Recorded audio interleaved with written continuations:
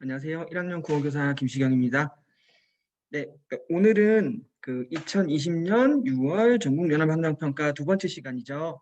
네, 그래서 오늘 그럼 지난 시간에 이어서 오늘도 역시 독서 지문을 볼게요. 여러분 교재 사고와 표현 64쪽을 한번 보시면은 21번에서 25번 독서 지문이 있어요. 이걸 한번 같이 보겠습니다. 1회고사 때도 저랑 이렇게 독서를 이렇게 한번 같이 봤었었는데요.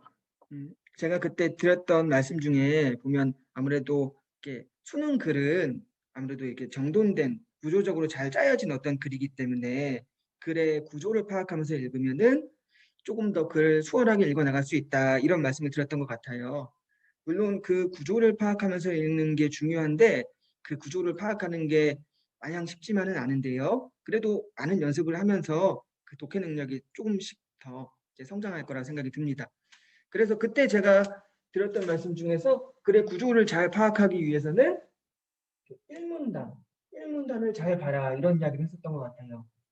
글의 처음 1문단의 역할은 아무래도 글의 방향을 화제를 제시하고 글의 방향을 안내해주는 역할을 보통 많이 하거든요. 그래서 1문단을 잘 보셔야 되고 그래서 1문단을 통해서 이제 글의 방향, 뭐 화제 이런 것들을 이제 파악을 하시면 되고 그 다음에 그럼 이걸 통해서 우리는 이제 어떤 이야기를 하겠구나 이제 예측을 하셔야 됩니다. 그래서 이제 어떤 이야기를 하겠다 그런 것들을 이제 예측을 하게 되고 그런데 예측했던 거가 맞을 수도 있고 안 맞을 수도 있어요. 근데 독해 능력이 점차 커가면서 예측해서 예측을 잘할 수 있게 되는 거죠. 자, 근데 내가 예측한 게 맞는지 안 맞는지 한번 슉 이렇게 보면 훑어보면서 예측을 했으면 이제 글 전체를 한번 이제 슉 훑어보고서 뭔가 내가 예측한 게 방향이 맞나? 이런 것들을 파악하고 오케이 보니까 그런 것 같아. 그러면 이제 그 다음부터 다시 올라가서 이제 정도 꼼꼼하게 이제 읽어나가면 되겠죠. 그래서 이렇게 예측을 했다면은 이제는 우리가 어디가 중요한지 알게 돼요. 길을 알고서 가게 돼. 그러니까 정독을 할 때 읽어나갈 때 이제 어디가 중요한지 우리가 스스로 밑줄을 그으면서 읽을 수 있게 됩니다. 이제 많은 연습이 필요하긴 한데요. 그래도 이제 계속 이번에도 요 지문을 통해서 한번 해보고 여러분도 이제 많은 글들 접하면서 계속 연습해 보시기 바랍니다. 그리고 지금 요거 영상 여러분 보고 계시는데 여러분 다 읽고 풀어보셨죠? 예, 여러분이 먼저 다 읽고 풀어보신 다음에 이 영상 같이 한번 봐야 돼요. 글을 읽고 문제를 푸는 건 여러분이 해야 될 일이고 저는 그냥 도와주는 역할을 한 거니까 여러분이 스스로 먼저 한 후에 여러분이 생각하고 여러분이 읽었던 방식, 여러분이 문제에 접근한 방식 그거랑 제가 말씀드리는 거랑 이렇게 비교해보고 뭔가 제가 드리는 말씀 중에 건질 게 있으면 건져가시면 되고 저 선생님이 말한 것보다 내 방식이 더 괜찮은 것 같은데? 뭐 하면은 그냥 여러분 방식대로 하시면 됩니다. 네, 알겠죠? 네, 그러면 한번 1문단부터 이제 같이 읽어나가 볼까요? 네, 그러면 제가 화면 공유를 해서 채찍 효과의 원인 이렇게 한번 제목을 붙여봤는데 나중에 다 끝나보면은 왜 저렇게 붙였을까 뭐 이제 생각도 들 텐데 자 그럼 1문단부터 한번 나가보죠. 자 2002 월드컵 2002년에 월드컵 저 때 진짜 재밌었는데 여러분은 태어나지도 않았죠? 아쉽네. 엄청 재밌었는데. 자, 어쨌든 그 월드컵 때 우리나라가 폴란드를 이기고 처음으로 월드컵에서 처음으로 1승을 했어요. 자, 그때 붉은 악마 알죠? 비더 레드라고 새겨진 티셔츠 수요가 폭발했다. 빨간 티 엄청 많이 나갔는데 저도 빨간 티 샀거든요, 그때. 자, 그런데 하지만 실제 월드컵 기간 동안 불티나게 팔린 티셔츠로 수익을 본 업체는 모조품을 판매하는 업체와 이를 제조하는 업체였다. 소위 말해서 짝퉁? 저도 짝퉁 샀었는데 그래서 많이 팔렸구나. 자, 어쨌든 자, 오히려 정품을 생산해 대리점에서 판매하는 스포츠 브랜드 업체는 수익을 내지 못했다. 실제로 많은 브랜드 업체들은 월드컵 이후 수요가 폭락해서 팔지 못한 재고로 난처했다. 왜 이런 상황이 벌어졌을까? 여기 맨 마지막 문장 되게 중요하네. 왜 이런 일이 벌어졌죠? 지금 1문단 얘기하는 거 보니까 월드컵 때 빨간 티 많이 나갔는데 다 모조품 판매하는 업체 여기가 많이 팔았고 이제 정품 스포츠 브랜드 정품 업체 얘네들은 망했대요. 그러면서 이제 재고가 많이 쌓이죠. 이제 안 팔리니까. 그런데 왜 이런 상황이 벌어졌을까? 일문단에서 얘기해주고 있네. 마지막에 왜 이런 상황이 벌어졌을까? 이제 그 이유를 찾아가는 과정이겠지. 이 글은. 자, 여러분 이거 다 읽어보셨죠? 저도 읽어보고 일문단 읽으면서 예측도 했는데 저는 이거 예측 틀렸어요. 그래갖고 좀 짜증이 났어. 그래서 일문단 다시 와가지고서 막 이 문장 막 욕했어. 실제 월드컵 기간 동안 불티나게 팔린 티셔츠로 수익을 본 업체는 모조품을 판매하는 업체 얘네였다. 난 저 문장 뭐하러 썼는지. 저는 저 문장 때문에 뭔가 비교하는 거 아닌가? 짝퉁이랑 정품이랑 짝퉁은 성공했는데 정품은 망했어. 왜 이런 상황이 벌어졌을까 해가지고 뭔가 두 개를 비교하는 거가 나올 거다라고 생각도 했어요. 짝퉁은 이래서 잘 팔렸고 정품은 이래서 망했다. 이런 게 좀 얘기하지 않을까 싶었는데 읽어보니까 아니었죠. 그냥 여기 정품업체 얘네가 망했는데 재고가 많이 쌓였는데 그 이유가 뭐냐 이제 거기에 대한 글이었어요. 자, 이렇게 예측이 틀릴 수도 있는데 예측이 틀리면 이제 자신의 부족함을 그냥 탓하면 되는데 저는 이제 좀 짜증나고 자존심이 상하니까 이 글을 좀 탓했어요.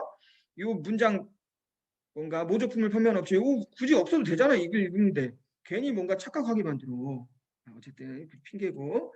자, 일문단에서는 지금 이제 정품 수요가 폭락해서 이제 재고가 많이 남아 쌓였대요. 왜 이러냐? 거기에 대해서 이제 문제를 제기하고 물음을 던졌어요. 자, 그리고 이제 그걸 찾아가는 과정이야. 자, 그러면은 자, 앞으로는 이제 왜 이런 일이 벌어졌을까? 그 이유, 원인 그거를 이제 찾아가는 과정이 될 텐데요. 자, 이 문단 한번 볼까요? 자, 간단한 문제 같지만 요 현상은 코치 지금 정품업체가 망했어. 이건 공급사슬망 관리의 핵심을 설명해 줄 수 있는 사례다 하면서 공급사슬망이라는 이야기를 했어요. 그래서 이 현상이 이 공급사슬망 관리 요거를 설명해 줄 수 있대요. 뭐지? 그러면서 또 한번 훑어볼까? 이 현상의 원인, 그치 이렇게 정품업체가 망했는데 원인을 설명하기 위해서는 또 이 공급사슬망의 채찍 효과를 우선 이해해야 된다. 그러니까 지금 보니까 이 현상의 이유가 뭐냐, 원인이 뭐냐 그걸 물어봤는데 보니까 2문단, 3문단에서 하는 얘기가 그걸 알려면 뭐 공급사슬망 관리, 그 다음에 뭐 채찍 효과 이런 것들을 이해해야 된다. 개념이 나와. 이런 글의 구조 되게 많아요. 내가 뭔가를 막 얘기하고 싶은데 그거 얘기를 앞으로 편하게 하기 위해서 이제 초반부에 개념들을 막 개념 정의를 막 해. 그 다음에 이제 개념 정의를 해줘야 그 단어를 막 쓰면서 얘기할 수 있잖아. 그래서 어쨌든 정품업체가 망한 원인 그거 알려면은 공급사슬망의 관리 그다음에 뭐 여기 채찍 효과 이런 거 다 이해해야 된대요. 이런 것이 채찍 효과다. 그럼 4문단 그렇다면 이런 채찍 효과가 생기는 이유는 무엇일까? 또 질문했네. 자, 그럼 채찍 효과가 되게 중요해. 채찍 효과가 생기는 이유는 무엇일까? 첫 번째는 제가 제일 좋아하는 단어야. 첫 번째 뭐 이런 거. 글의 구조가 되게 간단해져요. 첫 번째 나오면 혹시 두 번째 있지 않을까 이런 생각을 하게 되고 세 번째 있지 않을까 이런 생각을 하게 되는데 자, 채찍 효과가 생기는 이유 첫 번째는 이렇다. 근데 이제 그게 요 문단 내에 둘째, 셋째가 다 있냐? 요 문단 내에 두 번째, 세 번째가 다 있다면 저거는 뭐 이제 약간 좀 작은 덩어리지만 이제 문단마다 하나씩 차지하고 있다면 좀 큰 덩어리가 되겠지. 이 채찍 효과가 생기는 이유 첫 번째. 다음 문단은 채찍 효과가 일어나는 두 번째 이유. 아주 글의 구조가 간단해졌어요. 채찍 효과의 세 번째 원인. 네. 그래서 채찍 효과로 인해 발생하는 재고는 이제 기업에겐 부담이 된다. 그래서 이래야 된다. 뭐 해결 방안 얘기했네. 이제 조금 글의 구조가 어떤지 알 수 있을 것 같아요. 1문단에서 정품 업체가 망했는데 수요가 폭락해서 재고가 쌓이면서 이제 기업이 망했는데 왜 그러냐? 그러면서 그걸 알려면 2문단에서 뭐 얘기했어요?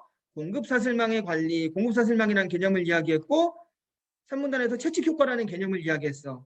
그러면서 이제 4, 5, 6문단에 이제 채찍 효과가 일어나는 원인 이야기하잖아요.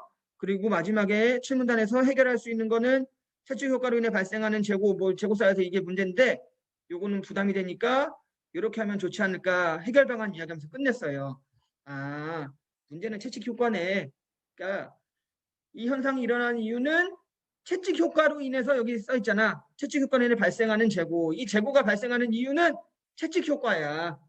그치? 그러면서 채찍 효과가 일어나는 이유가 이제 4, 5, 6문단에 있었고. 그래서 이 글은 공급사슬망 관리 채찍 효과의 개념을 알아야 되고 그 개념을 통해서 채찍 효과가 일어나는 이유.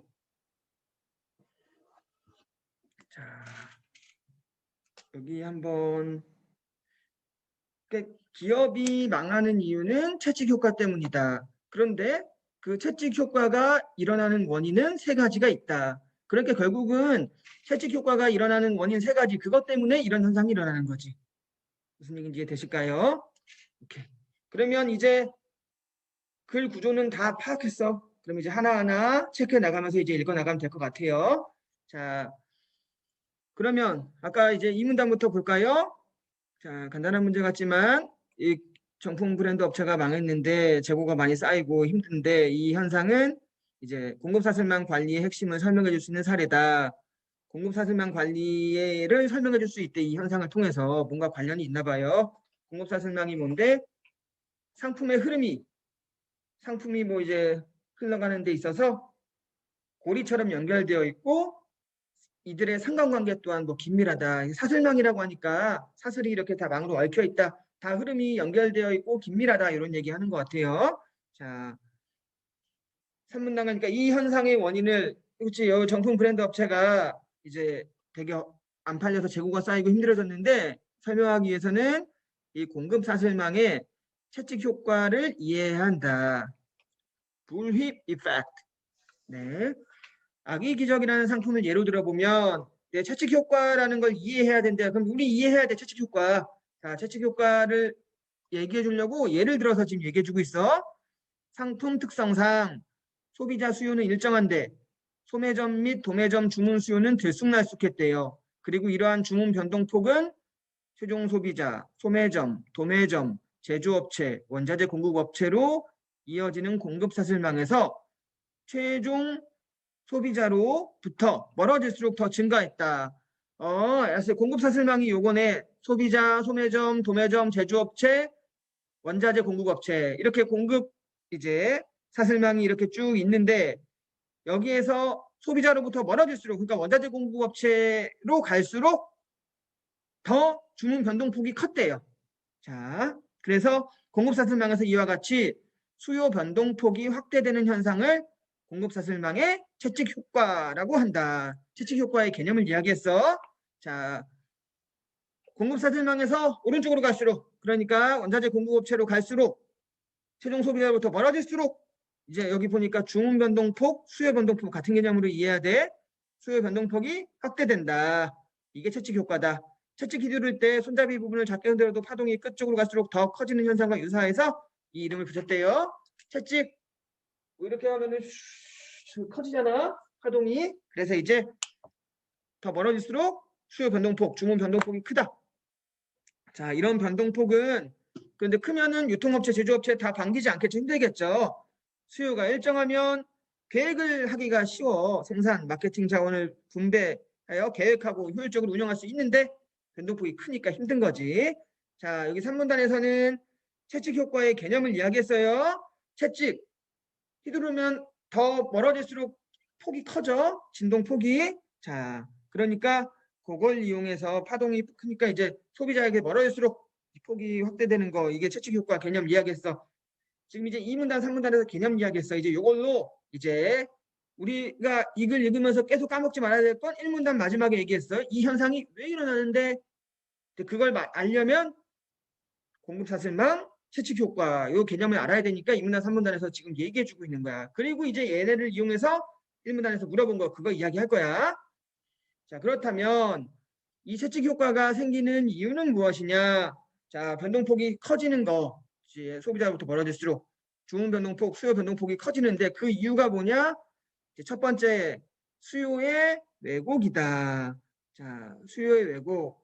소비자의 수요가 갑자기 늘면 자, 소비자가 늘면 수요가 늘면 이제 소매점은 그렇지 많이 산다고 하니까 수요 증가를 기대하는 심리로 이제 기존 주문량보다 더 많은 양을 도매점에 주문하겠죠. 그렇지. 그리고 도매점도 같은 이유로 그렇지 수요 증가를 기대하는 심리로 소매점의 주문량보다 더 많은 양을 이제 제조업체에 주문하겠죠. 자, 즉 공급 사슬망에서 이 소비자로부터 멀어질수록 이 수요의 왜곡이 더 심해진다. 이러한 왜곡 현상은 공급자가 시장에서 제한적일 때 더 크게 발생한다. 지금 이런 것은 나중에 문제 내기 되게 좋아요. 지금 보면은 소비자에게서 멀어질수록 수요 왜곡이 커진다. 뭐 그럼 뭐 이제 작아진다. 뭐 이런 식으로 지금 수요의 변동폭은 뭐가 제일 커 그러면 여기에서 뭐 원자재 공급업체 뭐 아니면 제조업체 뭐 이 순으로 가는 거지. 도매점이 더 크고 소매점보다 소매점보다 더 크지 도매점이. 그러니까 뭔가 이런 거 비교할 수 있는 거니까 선택지에서 괜히 뭐 이제 작아진다 뭐 이런 식으로 어떤 게 더 크나 작냐 이런 거 이제 비틀기 되게 좋지. 자, 그러면 근데 이러한 왜곡 현상은요 공급자가 시장에서 제한적일 때 더 크게 발생한다. 공급자가 한정된 상황에서는 더 많은 양을 주문해야 제품을 공급받기 수월하기 때문이다. 자, 보니까 공급자가 시장에서 제한적일 때 이 수요 왜곡이 더 크게 발생한대요. 자, 한번 보니까 티셔츠를 공급하는 제조업체에서 제조업체에서 물량이 한정돼 있어. 그럼 한꺼번에 많은 양을 주문하는 도매업체에게 우선권을 주는 것은 당연하다. 결국 물건을 공급받기 위해서 업체들은 경쟁적으로 더 많은 주문을 해서 공급을 보장받으려 한다. 결국 수요 왜곡이 발생한다.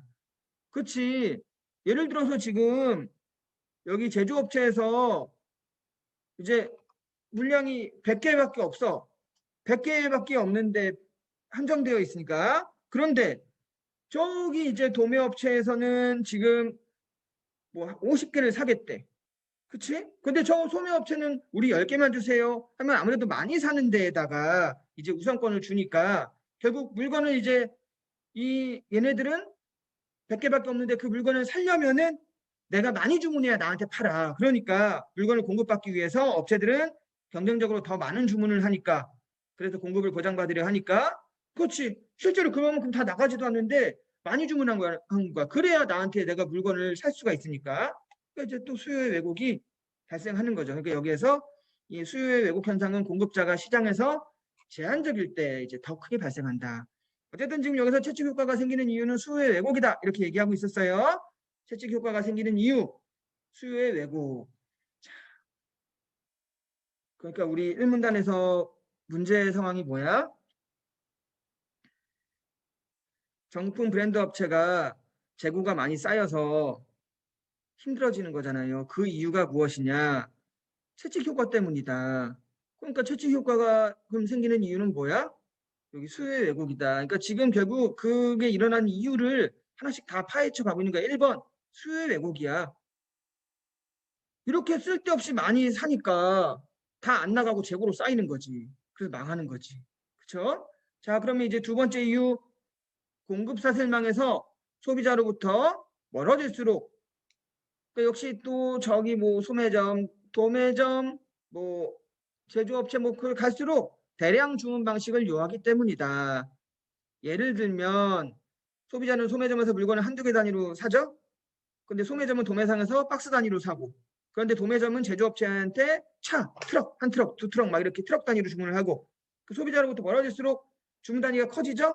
그런데 이제 당연히 이렇게 많이 사니까 재고량이 많이 남게 되고 재고량이 증가하니까 이제 변화에 민첩하게 대응하지 못하게 하는 원인이 된다. 그러니까 이제 결국 또 재고가 쌓여서 힘들어진다. 그 이유가 뭐야 여기?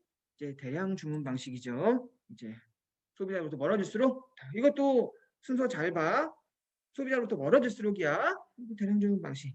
자, 그래서 이렇게 재고가 많이 남고 이제 기업이 힘들어진다. 그렇다라고 얘기하는 거죠. 그래 구조 간단해요. 6문단 채찍 효과의 세 번째 원인은 또 뭐지? 주문 발주에서 도착까지의 발주 뭐라고 써 있는 거야? 발주 실행 시간에 의한 시차 때문이다. 자, 발주 실행 시간에 의한 시차. 또 체크하면 되겠지. 물건을 주문했다고 물건이 바로 오지 않는다. 주문을 처리하고 물류가 이동하는 시간이 있기 때문이다. 문제는 각 공급 사슬망 주체의 발주 실행 시간이 저마다 다르다. 역시 또 공급 사슬망에서 소비자, 소매점, 도매점 뭐 이렇게 봐야 돼. 자, 저마다 다르다. 소매점이 도매점으로 주문했을 때 물건 받는 게 3, 4일 정도라면 도매점이 제조업체에 주문했을 때는 몇 주가 걸린대요. 그러니까 역시 이거는 소비자로부터 또 멀어질수록 물류 이동 시간이 증가하게 된다. 그럼 발주 실행 시간이 길어지면 이제 주문량이 많아지고 이는 재고량의 증가로 이어지게 된다. 그렇지, 오려면 뭐 주문하면 막 몇 주이나 있다가 와. 그러니까 필요할 때 주문하면 이미 너무 늦잖아요. 오래 걸리니까. 그러니까 이제 한번 주문할 때 이미 많이 해놓겠지. 그래야 또 그런 어려움을 이제 어려운 상황에 안 처할 수 있으니까. 그러니까 이제 시간이 길어지면 주문할 때 많이 해요. 그렇지? 그래서 또 재고가 많아진다. 결국 이제 그러면 1문단에서 여기 실문단에서 얘기하고 있어요. 공급사슬망에서 그치, 공급사슬망 소비자, 소매점, 도매점, 제조업체, 원자재 공급업체 여기에서 채찍 효과로 인해서 그렇지 채찍 효과 더 커지는 거야. 뒤로 갈수록 발생하는 그 재고 그러니까 재고가 발생하는 건 채찍 효과 때문이야. 그 채찍 효과 그럼 채찍 효과가 발생하는 거는 아까 그 세 가지고 첫 번째가 수요 왜곡 때문에 그 다음에 두 번째가 뭐였지? 이제 소비자 대량 주문 방식 때문에 그 다음에 세 번째가 이제 발주 실행 시간에 의한 시차 요 세 가지 너무 시간이 오래 걸린다 이거. 그래서 요거는 그래서 재고가 발생해. 그래서 기업한테는 부담이 된다. 재고 있으면 어떻게 돼? 이거 뭐 쌓아둘 공간 그럼 또 역시 공간 마련해야 되니까 돈 들죠. 또 손상 없이 관리하는데 또 큰 돈이 든다. 그냥 뭐 옷 같은 거 어디에다 놔두기만 해도 된다. 뭐 이렇게 할 수도 있지만 또 뭐 곰팡이가 쓸 수도 있고 뭐 하니까 그것도 이제 뭐 건조기 아니 뭐 환풍기 틀고 뭐 하고 아무튼 뭐 이런 게 환경을 만들어줘야 되니까 또 돈 들잖아요. 그러니까 이제 그래서 공급사슬망에서 각 주체들 간에 그렇지 뭐 소비자, 소매점, 도매점, 제조업체 뭐의 주체들 간의 수요와 공급 정보를 공유해서 이제 불필요한 재고를 줄여야 된다. 해결 방법은 뭐 이거밖에 없나 봐요. 결국 공급사슬망에서 주체들끼리 서로 정보를 많이 나눠서 재고 이게 줄이는 게 이제 해결 방안이다. 자, 됐나요? 이제 다 봤나요? 오케이. 자, 그러면 한번 정리해 보면 결국 핵심어 화제는 뭐야? 채찍 효과야. 그 일어나는 기업이 재고가 발생하는 이유 그거는 채찍 효과 때문이야. 자, 어떤 방식으로 적었냐? 1문단에서 물어봤어. 그리고 결국 묻고 거기에 대해서 답하는 거야. 해결 방안을 찾아가는 과정인 아니 해결보다 그 이유를 물어본 것을 이게 뭐 문제 해결은 아니야. 그 물음에 대해서 답을 찾는 거야. 그런데 이제 그 이유 원인을 파악해 가는 건데 그 물음을 해결하는 거야 말 그대로. 그래서 이 물음에 대한 답 해결 그건 뭐 이제 여기 개념정의라고 적었는데 개념정의는 공급사슬망 그다음에 채찍효과 요 개념정의를 한 다음에 그다음에 사례를 들어가면서 이제 이 채찍효과 때문에 발생한다. 그러면서 채찍효과가 일어나는 거 1, 2, 3 이렇게 나눠가지고 각각 사례 들어가면서 이렇게 다 얘기해주고 있었어요. 주제를 좀 길게 적어봤는데 그냥 아까는 제목이고 이건 채찍효과에 제가 제목 원인 세 가지 있었지?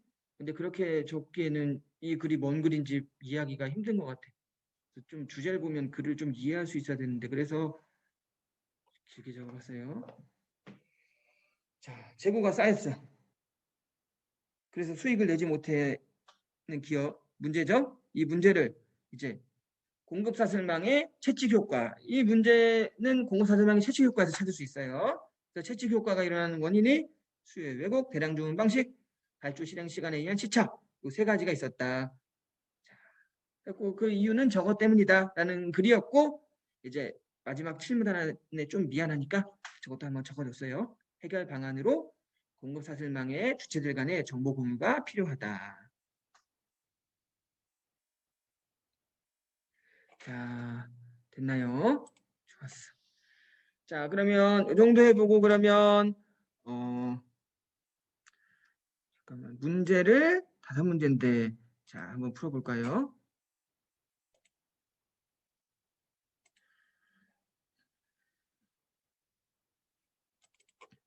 자, 21번부터 한번 볼게요. 자, 그리기니까 좀 힘들죠? 네, 기운 내시고 21번 적절한 거. 이거 구조 보면 그냥 파악할 수 있어서 어렵지 않아요, 이거. 답 몇 번이지? 2번. 그치, 사회 현상의 발생형이 아까 그거 정품 브랜드 업체에 재고 쌓이고 기업이 어려움을 겪고 있는데 그거 원인, 그 원인 뭐야? 그 원인을 관련 개념을 통해 설명하고 있다. 그 개념 무슨 개념이었어?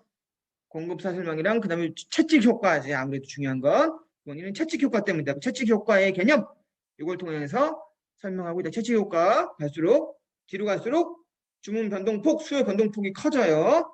그래서 이제 뭐 걔네가 일어나니 왜 그렇게 커지냐? 수요의 왜곡 때문에. 그다음에 걔네들 뒤로 갈수록 대량 주문을 하기 때문에. 그다음에 뒤로 갈수록 물건 주문하면 들어오는데 시차가 커. 그러니까 이제 많이 주문하게 되고 재고가 쌓이고. 그렇지? 2번. 어렵지 않았고요. 자, 넘어가도 되겠죠? 네, 22번 한번 볼까요? 자, 윗글에 대한 이해로 적절하지 않은 것은 자, 1번부터 한번 봐볼까? 자, 주문 변동폭은 원자재 공급업체에 가까워질수록 커진다? 뒤로 갈수록 주문 변동폭 커진다. 오케이, 있었지? 3분단에 있었어. 자, 소비자 수요가 일정한 상품에서는 채찍 효과가 나타나지 않는다? 여기 거기 3문단 이렇게 보시면은 자, 거기 뭐라고 돼 있어?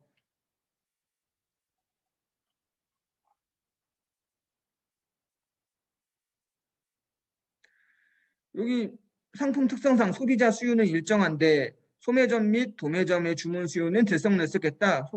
그리고 이러한 주문 변동폭은 뒤로 갈수록 이제 더 증가했다. 그러니까 지금 여기 소비자의 수요가 일정한 상품에서는 시치기 효과가 나타나지 않는다. 아니야. 소비자 수요는 일정한데 뒤에는 나타나요. 들쑥날쑥해. 그러니까 틀린 거 뭐. 그치? 2번이겠네. 그쵸? 자, 그러면 답은 2번이고. 자, 그러면 3번 볼까요? 주문 변동폭이 클수록 그치. 역시 3문단에 있나요? 그렇지. 유통업체, 제조업체 어렵다. 어려움이 운영이 어렵다. 자, 맞는 얘기고 4번 주문 단위가 커질수록 재고량이 증가하고 주문 단위가 이거 주문 단위가 이거 5문단에 있는 건가? 그 두 번째 거 대량 주문 방식. 그래서 커질수록 재고량이 증가하고 그렇지. 변화에 민첩하게 대처하기 어렵죠. 자, 5번 이거는 그 세 번째 거네. 그치? 6문단에 있는 거 채취 효과의 원인 세 번째 거. 그래서 받을 수 없는 이유는 이제 처리 시간과 물류 이동 시간이 있으니까. 자, 그렇다. 답은 뭐 2번 되겠고요. 자, 23번 기억의 원인을 추론한 것으로 적절한 것은 자, 기억. 자, 스포츠 브랜드 업체는 수익을 내지 못했다. 수익 내지 못한 이유는 뭐죠? 그 채취 효과 그 세 가지야. 그치? 그 세 가지 안에 들어있는 거 첫 번째, 두 번째, 세 번째 그쪽에서 찾아보면 돼요. 1번 적정 재고량을 유지했다. 재고량이 많은 거잖아. 그래서 망한 거잖아. 힘들다고 하는 거잖아. 수익 내지 못한 건 재고가 많이 쌓여서 그런 거야. 1번 땡. 적정 재고량 유지가 아니라 이제 재고량이 많아졌기 때문인 거죠. 재고량이 많아진 거고. 자, 그래서 수익을 내지 못한 거고. 자, 공급사슬망 안에 있지 이거는. 그치? 지금 다 소비자, 소매점, 도매점, 제조업체 뭐 이렇게 되니까 이 브랜드 업체가 수익을 내지 못하니까 뭐 제조업체가 되려나 얘네들은 자 그다음에 사슬망 안에 있는 거야. 사슬망에서 벗어난 게 아니야. 3번 공급자가 제한적이기 때문이겠군. 거기 상문단에 그 첫 번째 수요의 왜곡이다. 거기에서 수요의 왜곡 때문에 일어난 거 맞죠? 근데 이제 그 수요의 왜곡 때문이다 하면 맞는데 그 수요 왜곡에서 보면 후반부에 있었어. 공급자가 제한적이면은 수요의 왜곡이 더 커진다 이 말이야. 그러니까 이제 요거 수요의 왜곡 때문이겠군 이러면 문제가 너무 쉬워지니까 이제 거기에 있는 거 다른 표현이다 생각하시면 될 것 같아. 시장에서 공급자가 제한적이면 수요 왜곡이 더 커진다고 했으니까 자 수요 왜곡이다 그거랑 같은 유사한 말이야. 답은 3번이 되겠지. 4번 수익보다 재고 관리 비용이 적었다라고 하는데 이건 맨 마지막 문단 가면 알 수 있는 것 같은데 자 수익보다 재고 관리 비용이 큰 거지. 그러니까 이제 망하는 거지. 재고 관리 비용은 얼마 안 들고 수익이 많았고 안 망하는 건데. 그러니까 4번은 이제 잘못된 거지. 수익보다 재고 관리 비용이 관리하는데 돈이 많이 드는 거지. 더 이제 적었기 때문이 아니라 반대지. 더 이제 많았기 때문이다. 그다음에 5번 발주 실행 시간이 물건을 공급받기에 짧은 거 아니지. 이거 길어서 이거 세 번째 거에 있는 거지. 텀이 기니까 그게 문제다라고 했으니까 짧았기 때문이도 아니지. 길었기 때문이고 이렇게 가야겠지. 답은 3번이 되겠죠. 이해되실까요? 자, 그러면 두 문제 남았습니다. 힘내시고요.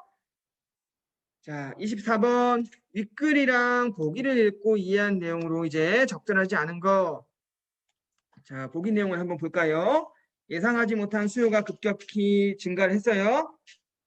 근데 재고가 없다면 소매점에서 재고가 없어 그럼 어떻게 했지? 도매점에 주문해야겠지? 도매점에도 모자라.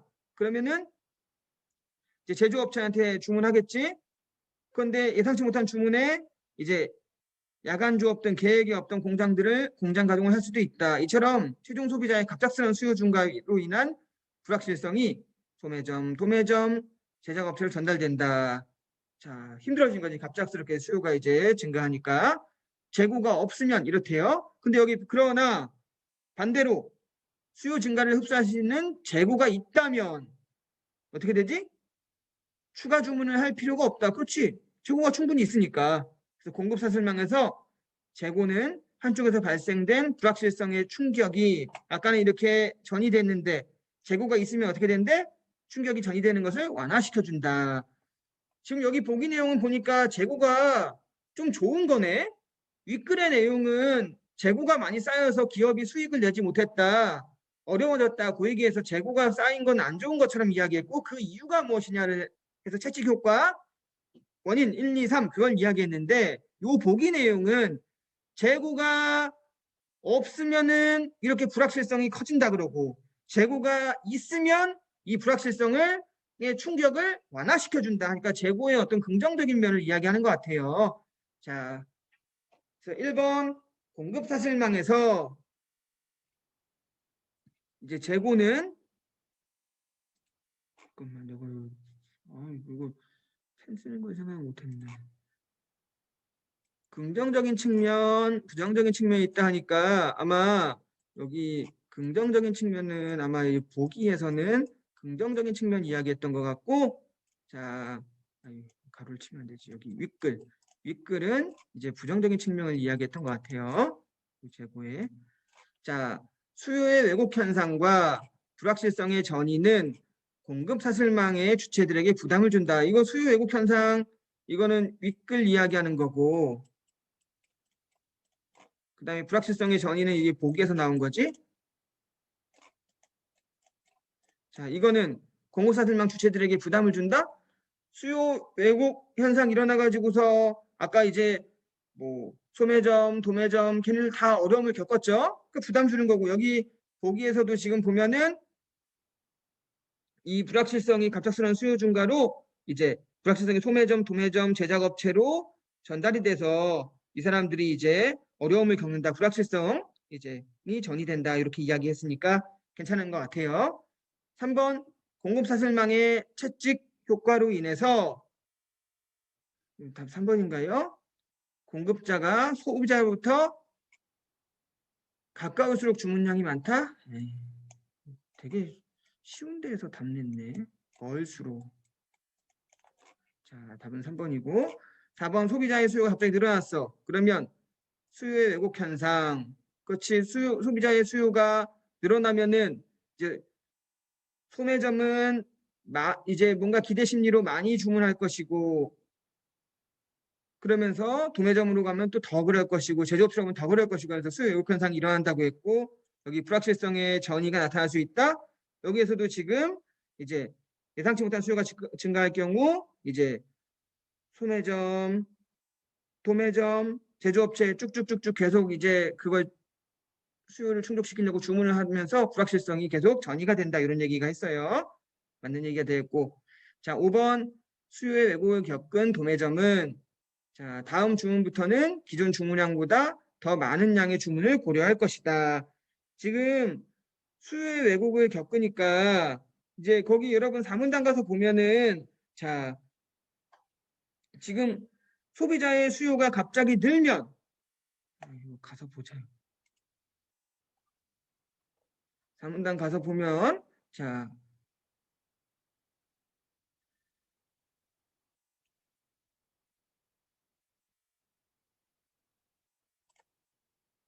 전부 다 지우기. 자, 여기 소비자의 수요가 갑자기 늘었어. 그러면 이 소매점은 어떻게 해야지? 이제 기존 주문량보다 더 많은 양을 주문하게 되고 도매점도 이제 더 많은 양을 또 제조업체에게 주문하고 자 이렇게 된다고 했어요. 그러니까 수요의 왜곡을 겪으면은 자 여기 5번에 있는 얘기 자 수요의 왜곡을 겪은 도매점은 지금 아까 어떻게 했지? 소매점이 기존보다 이 도매점한테 더 많은 양을 주문했지.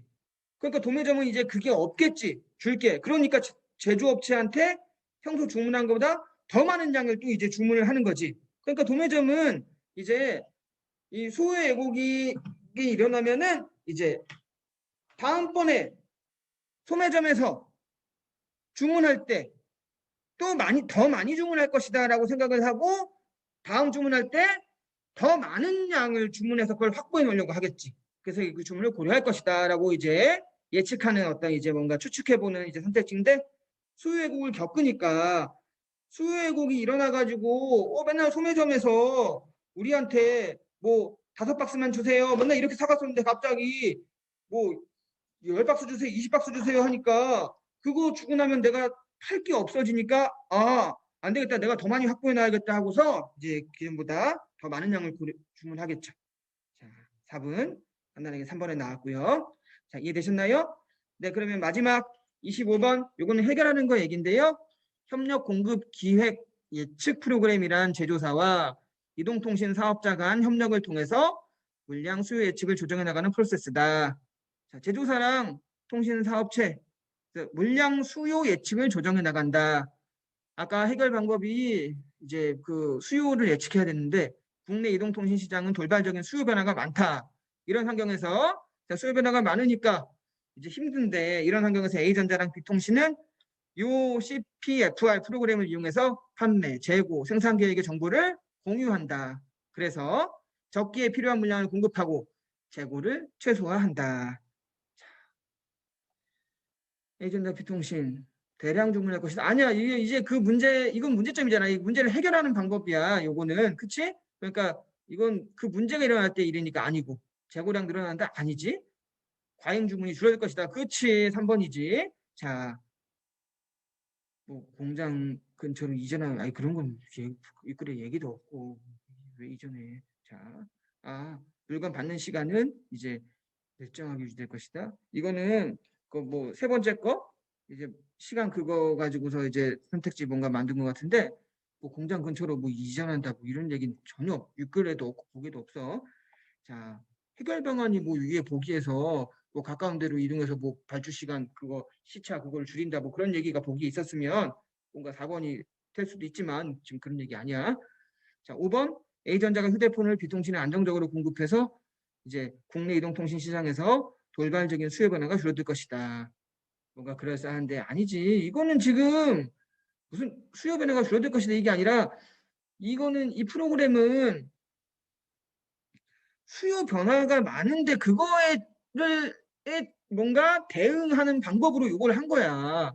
수요 변화가 줄어든 게 아니라 수요 변화는 있어 커. 그래서 그거에 어떻게 대응할 것이냐 그걸 얘기하고 있는 건데 보기에서 이건 수요 변화 뭐 선우가 바뀌었죠 아예. 자 답은 뭐 이제 뭐 3번이 되겠죠. 자